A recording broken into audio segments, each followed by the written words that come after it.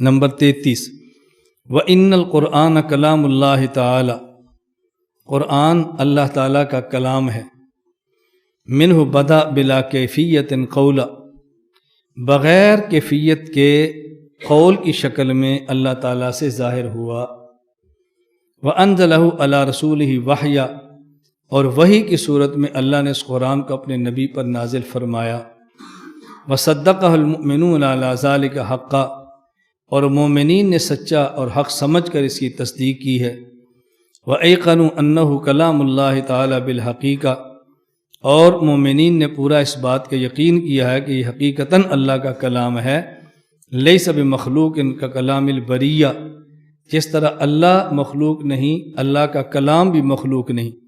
جس طرح مخلوق خود مخلوق ہے تو مخلوق کا کلام بھی مخلوق ہے۔ فَمَنْ سَمِعَهُ فَزَعِمَ أَنَّهُ كَلَامُ الْبَشَرِ فَقَدْ كَفَرَ، جس شخص نے کلام کو سنا اور یہ سمجھا کہ انسان کا کلام ہے تو وہ کافر ہو گیا۔ وَقَدْ ذَمَّهُ اللَّهُ تَعَالَى وَعَابَهُ، اللہ نے ایسے شخص کی مذمت اور برائی بیان کی ہے۔ وَأَوْعَدَهُ بِسَقَرَ، اور اس کو جہنم کی وعید اور جہنم کے عذاب کی وعید سنائی ہے۔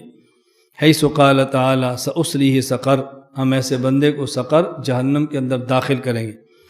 فلما اوعد اللہ بسقر لمن قال ان ھذا الا قول البشر، جب اللہ تعالیٰ نے ایسے بندے کے لیے جہنم کی وعید سنائی جو یہ کہے کہ یہ بندے کا قول ہے، علمنا وایقنا انہ قول خالق البشر، تو ہمیں پورا یقین ہو گیا کہ یہ بشر نہیں خالق بشر کی بات ہے۔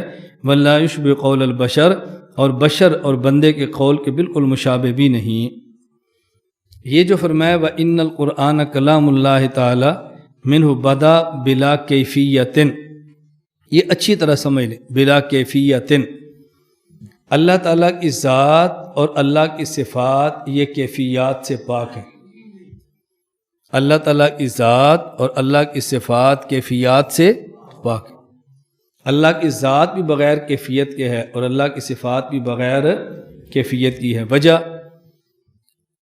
علامہ بیہقی رحمۃ اللہ علیہ نے کتاب الاسماء والصفات باب ما ذکر فی السورہ، اس کے تحت لکھا ہے فَإِنَّ الَّذِي يَجِبُ عَلَيْنَا وَعَلَى كُلِّ مُسْلِمٍ أَن يَعْلَمَهُ أَنَّ رَبَّنَا لَيْسَ بِذُو صُورَةٍ وَلَا هَيْئَةٍ فَإِنَّ الصُّورَةَ تَقْتَضِي الْكَيْفِيَّةَ وَهِيَ عَنْهُ وَعَنْ صِفَاتِهِ مَنْفِيَّةٌ، کہ ہمارے ذمہ ہے یہ عقیدہ رکھیں کہ اللہ تعالیٰ صورت اور حیت سے پاک ہے، کیونکہ صورت کیفیت کو مانگتی ہے اور اللہ کی ذات اور اللہ کی صفات کیفیات سے پاک ہیں، کیفیات سے پاک ہے۔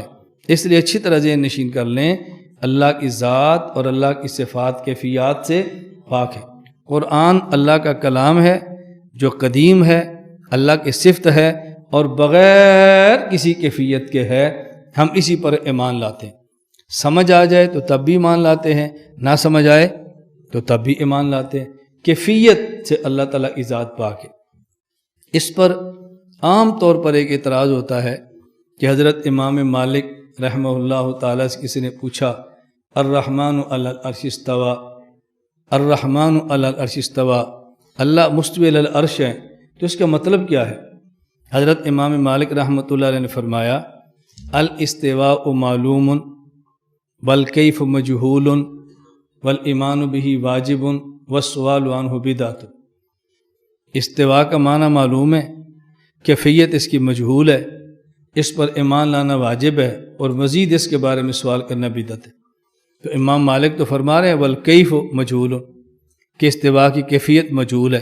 آپ کہتے ہیں کہ اللہ کی ذات اور صفات بھی کیفیت نہیں ہوتی، تو امام مالک تو کیفیت بتا رہے ہیں نا، کیفیت معلوم ہو یا مجہول ہو، کیفیت ہوئی نا۔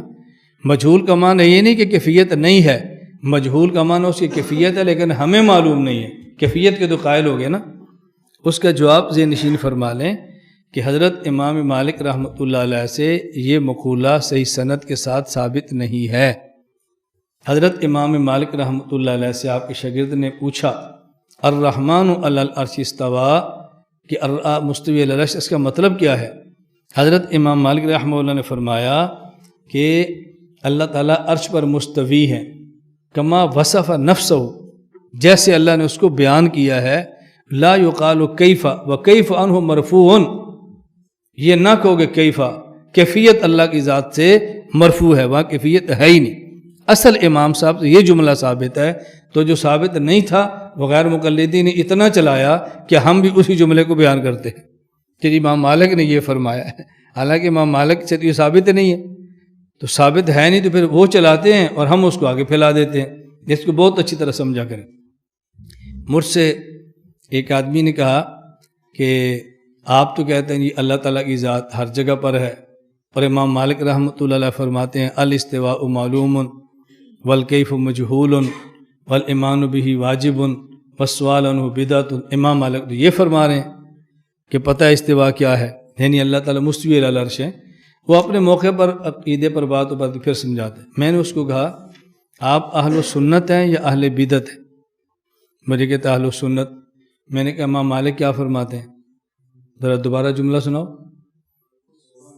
والسؤال عنہ بدعۃ، تو بدعت ہی ہے. مجھے کہتا نہیں. تو میں نے کہا پوچھا کیوں ہے؟ جی آپ جواب دیں. میں نے کہا جواب تو میں دوں گا، لیکن پہلے آپ وضاحت کرنا آپ کون ہیں.